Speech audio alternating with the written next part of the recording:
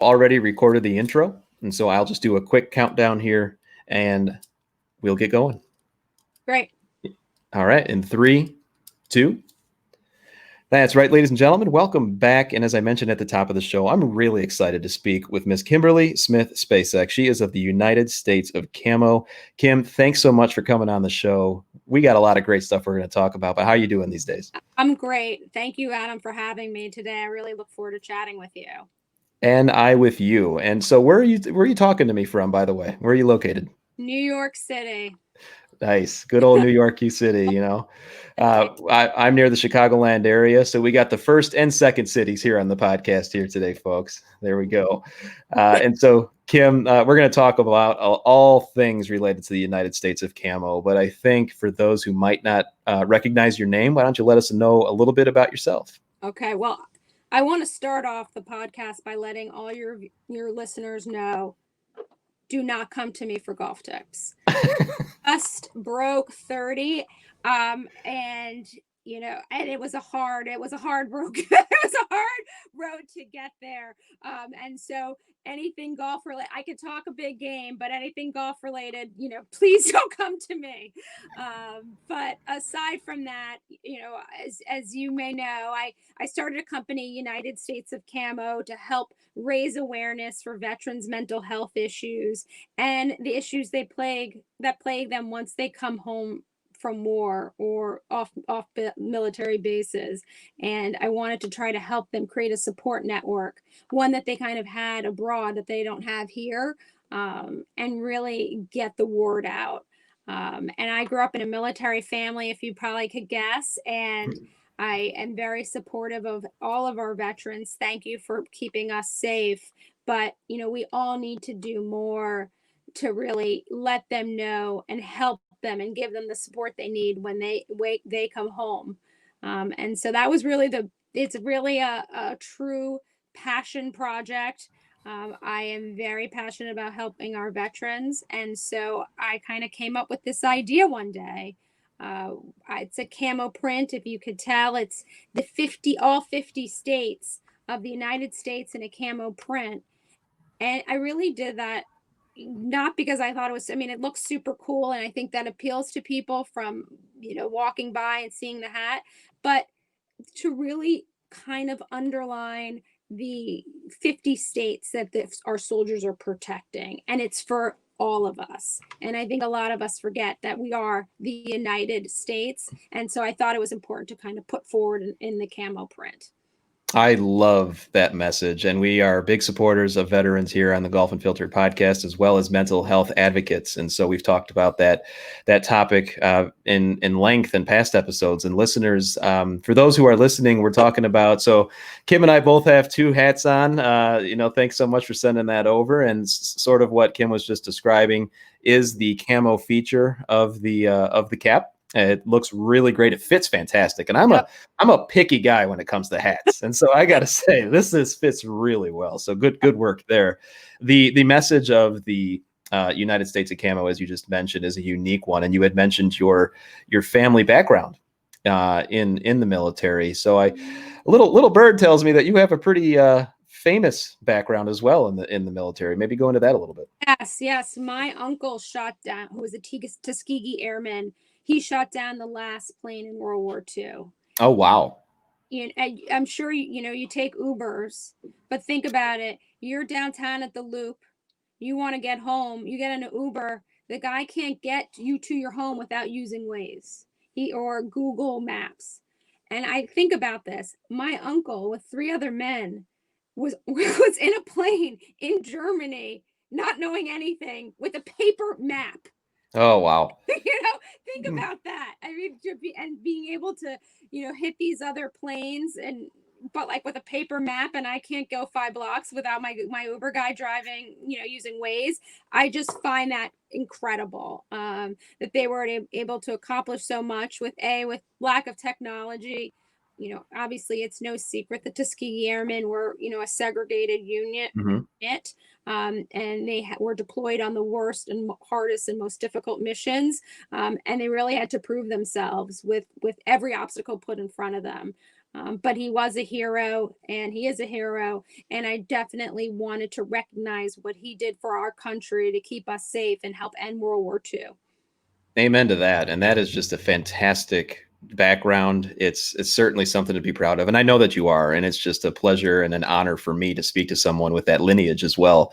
And you talk a lot about just, the efforts that are required for the military and people coming back. And I've got family members that served and they've come back. And, I can relate to you in that way that I've seen family members struggle upon their return back to civilian life. And so I think that's I'm sure you could tell me more.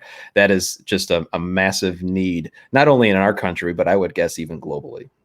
Globally, I mean, if you think about it, when these men and women are deployed, they're mainly in groups and they have a shared experience. Think about every bad job you've had, every, every even some, work experience or family dinner, you always have a little group. But a lot of these guys and men and women return home and they no longer have that support structure. They might not have a family member that can really understand what they went through, and it's very isolating. And you're taught to be strong and you're taught to be brave, but sometimes being brave is getting the help you need. Mm-hmm. Instead, they're not getting that help and they're not seeking the support that they need outside their little own head.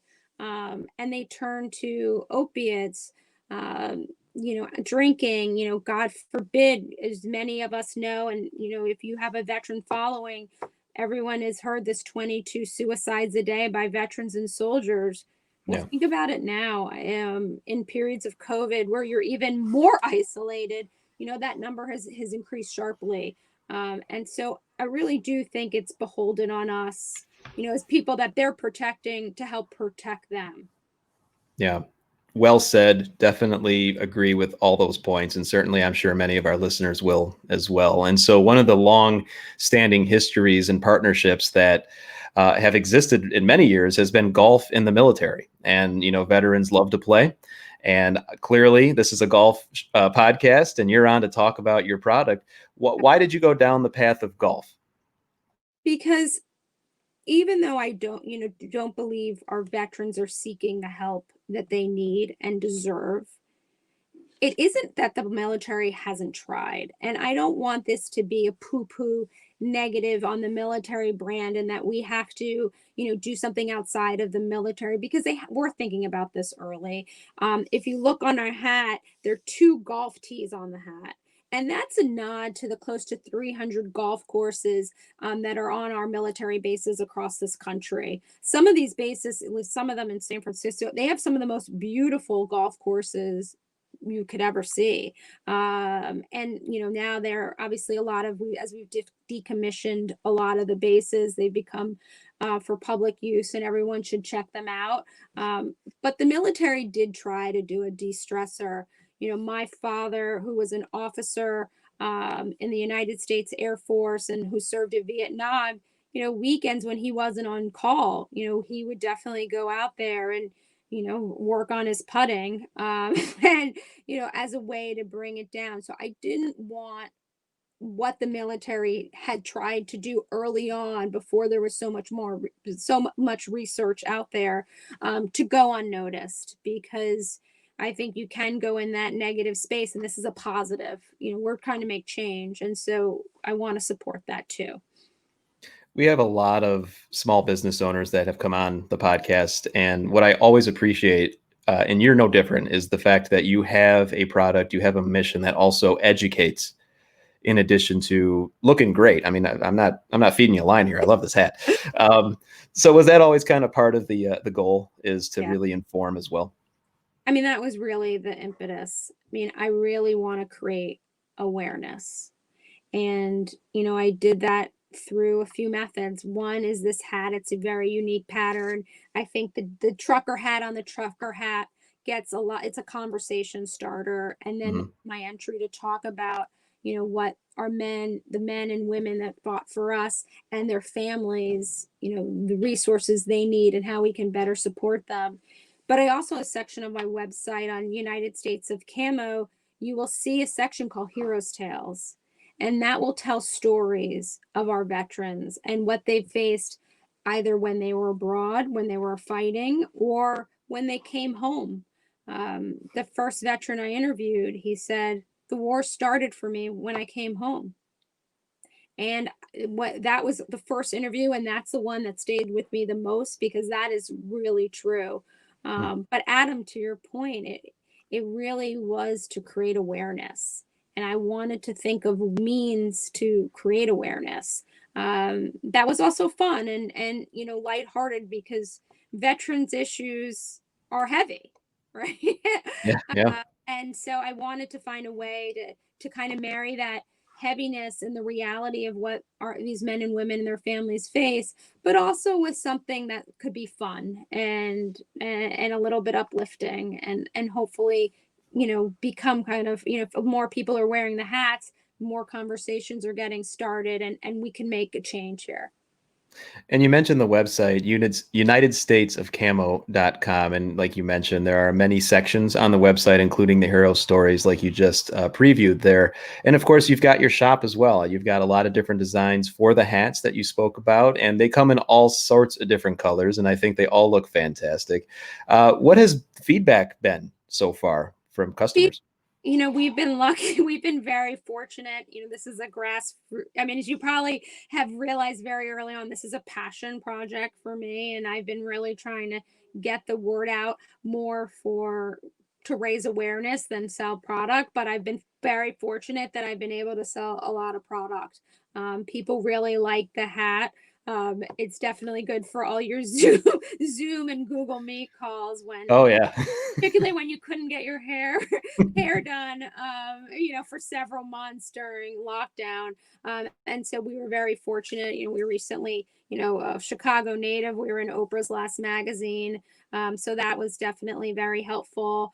But people love the hats. I mean, I think they really like, even those that might not have been touched by military are really like to hear the story. And so many people are unaware of the littlest things, like there are 300 golf courses on military bases, and so it's really been a conversation starter. But our most popular hat is obviously the red, white, and blue hat. Oh, yeah, I'm sure. That one continues to sell out, and that's which is super exciting.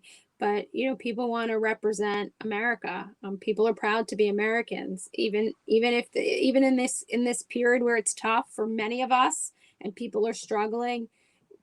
Deep down, everybody knows there's no greater country than the U.S. And You we're lucky know, to be here.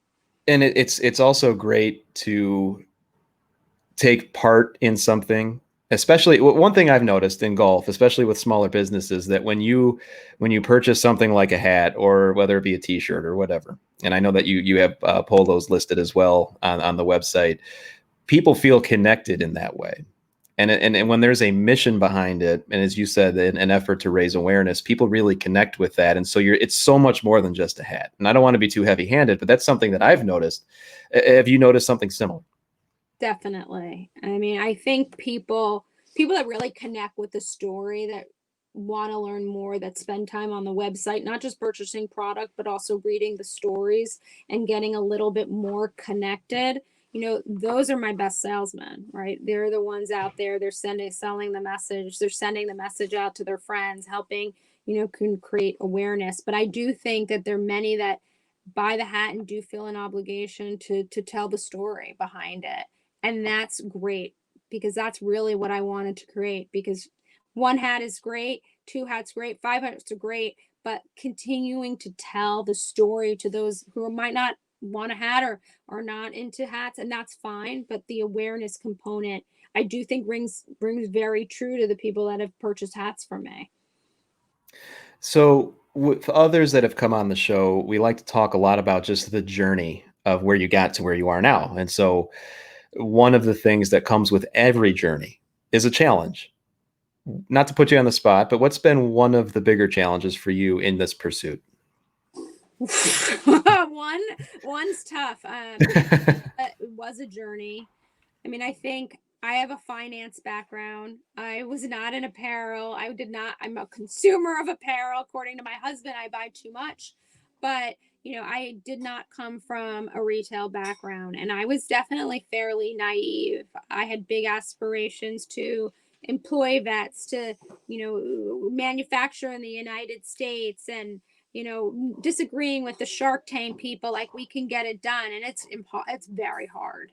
It's really hard. As you know, I'm going to give 10% of my proceeds away. And so margins, and everybody who's starting a new business, any entrepreneur, know your numbers. I cannot tell you enough. And that is not just the price of the product, but shipping, packaging to the penny. If you want to be successful, know your numbers. And I think that gave me an advantage, because from my finance hat really kicked in immediately. But it was struggle, finding manufacturers, connecting with people that you trust. People will go radio silent because they're small orders, and my finance and sales skills really had to kick in.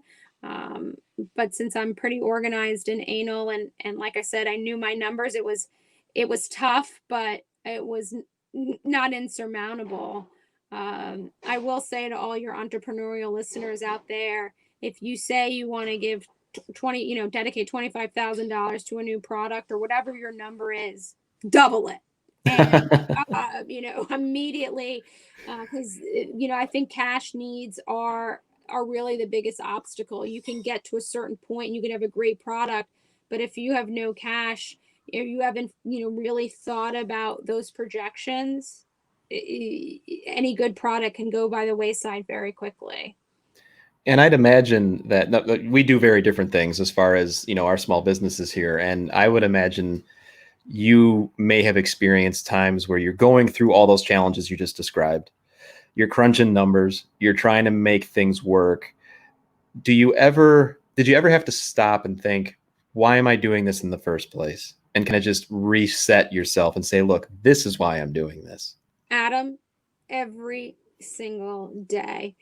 There are some days that are way worse. You might not have any sales, and there are some people that find the story too heavy. Like, it's, God, a lot of people are dying, opiates. We want to hear happy stories. Well, world isn't full of happy stories, and it feels like you're getting kicked in the face.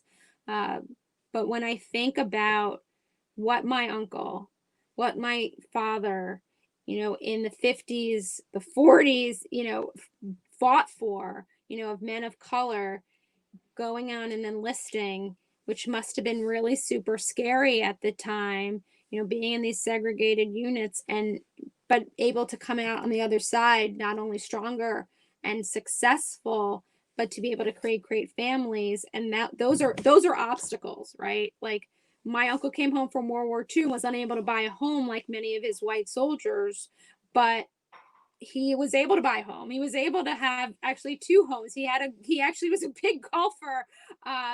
And so those are insurmountable hurdles. I don't have insurmountable hurdles. I just know I need to push. And that's why I wake up and I say, okay, that might have been a bad day, but I'm going to keep pushing, because one person can make a change. I would imagine that your uncle's with you along the way in many different ways.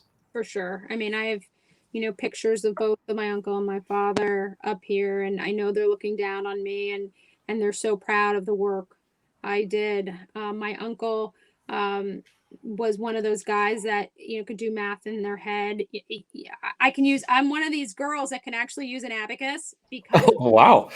I have no idea how to do it. Like, I know what one is. I don't know. It's a party skill. When really late at night, like very late when everybody's passed out. But he's one of the reasons why I got into finance. And my father, he was inspirational too. I mean, in many respects, he grew up in extreme poverty and was able to become a dentist because of the Air Force. He wouldn't have had that opportunity. And so, my two best friends encouraging me to, from above, to push on. I have to do it. That's just a fantastic story. And listeners, once again, we're speaking with Kim Smith Spacek of the United States of Camo. And Kim, I got to tell you, I mean, you've got an ally with me. You've got an ally with the listeners, I'm sure. Love stories like this. And if there's anything that we could ever do, just from a personal level too, I mean, if there's anything we can ever do to help you continue to get stuff out, let us know. Oh, Absolutely. We are supportive of that. thank you. Um, we're getting up just against the clock here just a little bit, but what's next for the United States of Camo? Are there other plans in the pipeline? I'm sure that you're always constantly thinking of new things to bring to the table. Absolutely. I mean, I definitely, want to continue to push and get more inroads with veterans. And I know how hard, after spending months trying to interview them and connect with vets, it's hard to tell a story. It makes them feel very vulnerable, but I need to continue to create that connection between the brand and veterans. And so, really spending time, I've, allocate at least a day a week to really interview, and not just for my website, forget that, but what do you need? And how can I accomplish that? One of the guys I talk to fairly regularly, and sadly he's a homeless man in New York City, and I go by there fairly frequently. He said to me, he's like, it's getting cold. Can you make me a neck gaiter? Well, I made him a neck gaiter, and and I said, and I said to anyone he knows, anyone else that lives in the shelter with him, I'm going to create that for them as well. Just let me know. But I really want to connect, that's on a micro level, and I'd love to continue doing on a micro level, but, really kind of filling a need, whether it's a clothing, whether it's, creating some skills for the vets. But I really like to find a way to continue to connect with them and if that's a product that might appeal, great. And so I do spend a lot of time on that. It definitely the big request in terms of new products is backpack, and so I'm working on that. So look out for that for the first or second quarter of next year. I think COVID has taught all of us we need very little, and and I think that's an important lesson to everyone here. And so I've got many requests from people with homes. They're saying, I just want to have a big backpack that I can pack all my stuff on and get out. And so I'm going to accommodate that need. But I think, Adam, the biggest thing is really finding products that the vets use on a daily basis, whether it's a hat definitely resonates, hoodies have resonated, but things that are necessities. And so, that's where I'm kind of thinking kind of a whole travel pack. I think these guys and gals like to get up and go. And so let me create that for them. That sounds fantastic. I will keep my eyes open for those for sure. I love a good bag. Yeah. Those are really good. So once again, United States of Camo is the name of the brand. Go out and support them over at Facebook and Instagram. You've got presences there. What are some other ways that our listeners can help get involved as well as help you out? I mean, get it directly, go to some of these charities. Cohen's Veteran Foundation, they're doing a lot for mental health for our veterans and their families. And so they have clinics all across the country. 22 kill, really learn more. People see that Facebook statistic about 22 soldiers and veterans are killing themselves every day, and we saw a big push of people doing 22 push-ups, um, but that wanes, that ebbs and flow, and their mission really continues to push on because we need to continue to create awareness. That's a staggering statistic. And so look out for that, continue to follow them and learn more about what they're doing. Because as I mentioned, that number is growing. That's probably, 25, 26 and during the COVID period. But more importantly, when you pass a vet, you see a vet in the park, you're talking to them, connect with them, hear their story, because it's a luxury that we don't have to go to war and we weren't drafted. We were able to go through life being safe. Um, I think that really people take that it for granted, and so really spend time and hear their stories. Not everyone's story is full of PTSD and getting exposed to Agent Orange. Some people have great stories and they got so much out of being in the military, and that let's hear that too. But the numbers that of people enlisting now are low. We're at 1.3 million active duty soldiers today. We were at 1.20 million. And so those numbers continue to come down, and it is a great honor to serve our country. There are people my father, my uncle, that have been able to get substantial skills out of it. Uh, but like everything, it is what you put into it. And so I do think that we have to continue to push service and the importance of it. But recognizing, I think it's come down, Adam, because people don't really recognize it and appreciate it. They do, they say thank you, but it's more than that. And so I just encourage your listeners to spend time with their veterans, friends, family, the guy on this at the coffee shop, and learn their stories. That's well said, and I think your story that you shared earlier about the veteran that said, my war started when I came home. I think that's going to stick with me as well. So, listeners, once again, it's the United States of Camo. Kim, thanks so much for coming on and sharing your story, and I hope that our listeners support you. Like I said earlier, we'll support you with anything you got. Thanks again for everything. Thank you, Adam. I thank you for having me on.